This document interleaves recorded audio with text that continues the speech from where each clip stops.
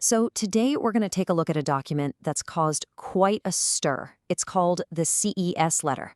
Think of it as a comprehensive list of really tough questions about the historical claims of the Book of Mormon.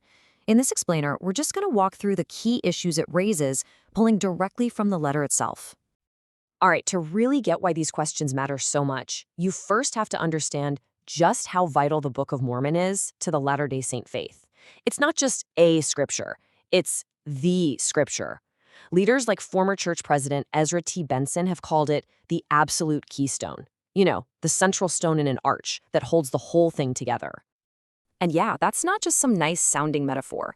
The church's leadership has been really consistent on this. They framed the book's authenticity as a total all-or-nothing deal. The idea is that its historical truthfulness is the very foundation the entire religion is built on. And this idea gets even more intense.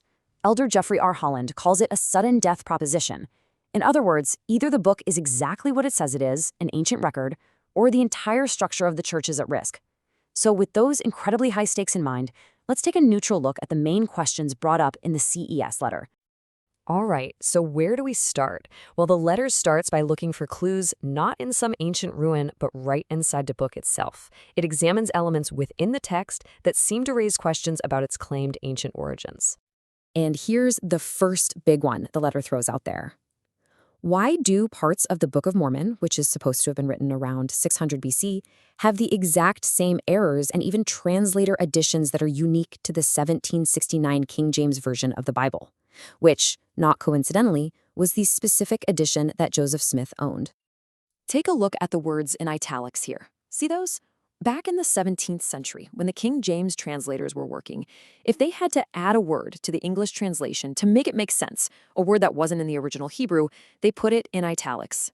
The fascinating thing the letter points out is that the Book of Mormon quotes Isaiah word for word, including these italicized additions.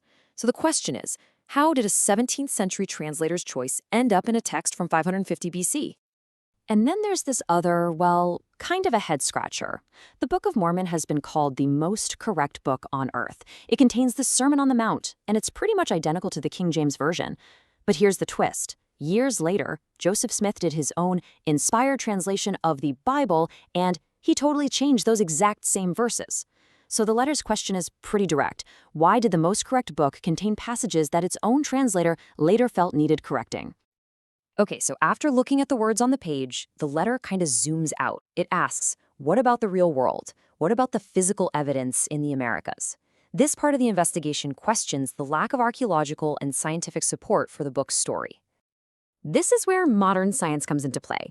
The letter brings up DNA evidence, which has pretty conclusively shown that the ancestors of Native Americans migrated from Asia, not from the Middle East as the Book of Mormon describes. The letter then points to a really interesting wording change in the book's own introduction.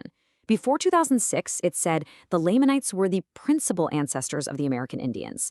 After 2006, it was changed to among the ancestors. And that leads to this idea of anachronisms. It's a fancy word, but it basically just means things that show up in a story way before they actually existed in that place. The letter lists a whole bunch of things mentioned in the Book of Mormon, like horses, chariots, steel, and wheat, that, according to mainstream archaeology and science, simply weren't around in the Americas before Columbus. And we're not talking about small villages here. The book describes these massive civilizations with millions of people and absolutely epic wars. I mean, just take the final battle at a place called Hill Cumorah. The text says that on the Nephite side alone, more than 230,000 soldiers were killed. That's a staggering number. So you have this image of a massive, bloody battle, hundreds of thousands dead. But then, the letter presents this quote from, of all people, a prominent archaeologist from Brigham Young University. In his assessment of the traditional site of this battle, he calls it archaeologically a clean hill. No artifacts, no walls, no arrowheads, just nothing. So, if the evidence isn't in ancient America, could the answers be somewhere else? The letter then pivots to a pretty bold idea. What if the influences for the Book of Mormon didn't come from ancient gold plates, but from the world Joseph Smith actually lived in, 19th century America? And it starts with a provocative question. It suggests that the geography described in the Book of Mormon, this land with two big land masses connected by a narrow neck of land, bears a really striking resemblance to the region where Joseph Smith grew up. And this is the image that really drives that point home. On one side, you have a map that's been sketched out based on descriptions from the Book of Mormon. On the other, a map of the Great Lakes area. The letter draws your eye straight to that narrow neck of land and asks if the resemblance is just a coincidence. And it doesn't stop with just the map's shape. The letter then lists out these place names side by side. And you have to admit, the similarities between names like Oneida in the Book of Mormon and Oneida, a real place in New York, are pretty striking. The letter is essentially asking, what are the odds? Okay, now here's another piece the letter puts on the table. A book that was popular right around that time, published in 1823 called View of the Hebrews. Its big theory was that Native Americans were actually descendants of the lost tribes of Israel. Sound familiar? Well, here's the kicker the letter points out. The author was a pastor in the exact same small Vermont town where Oliver Cowdery, Joseph Smith's main scribe, lived. And this wasn't some fringe idea that nobody noticed. The letter brings in a real heavy hitter. B.H. Roberts, a respected LDS general authority and church historian. He privately studied the two books, and his conclusion, in his own words, was that the parallels were a serious menace to the official origin story of the Book of Mormon. But wait, there's another book the letter examines. This one's a little more obscure, a school book from 1819 called The Late War. And the wild thing about it is the way it sounds. It was deliberately written in the style of the King James Bible. You can just hear it, right? Now it came to pass. Yeah, it's not just that King James vibe, though. The letter lays out a whole list of specific and sometimes kind of unique phrases and story ideas that show up in both this little school book and the Book of Mormon. We're talking about things like curious workmanship, young stripling warriors, and even a huge cataclysmic earthquake. All right, so you take all these different threads, the stuff from inside the text, the lack of evidence on the ground, and all these echoes from Joseph Smith's 19th century world, and you start to see the letter's main point taking shape. See, the letter's argument isn't really about any single one of these things. It's not one gotcha moment. The whole point is the cumulative effect.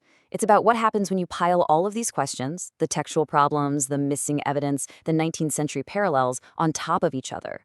It argues that the combined weight of it all poses a serious challenge to the book's origin story. And it's really crucial to remember how this whole thing started. This wasn't originally some public attack. It was written by a lifelong, faithful church member who was just genuinely looking for answers. He put this list of questions together for a director in the church educational system, hoping to get official explanations that he just couldn't find anywhere else. And that brings us to the quote that the CES letter itself actually opens with, a quote from a major former leader in the church's first presidency. It frames this whole exercise in a fascinating way, not as an attack, but as an investigation based on a simple premise. If something is true, it should be able to stand up to scrutiny. And it kind of leaves the ball in our court, asking us all to think about the relationship between truth and investigation.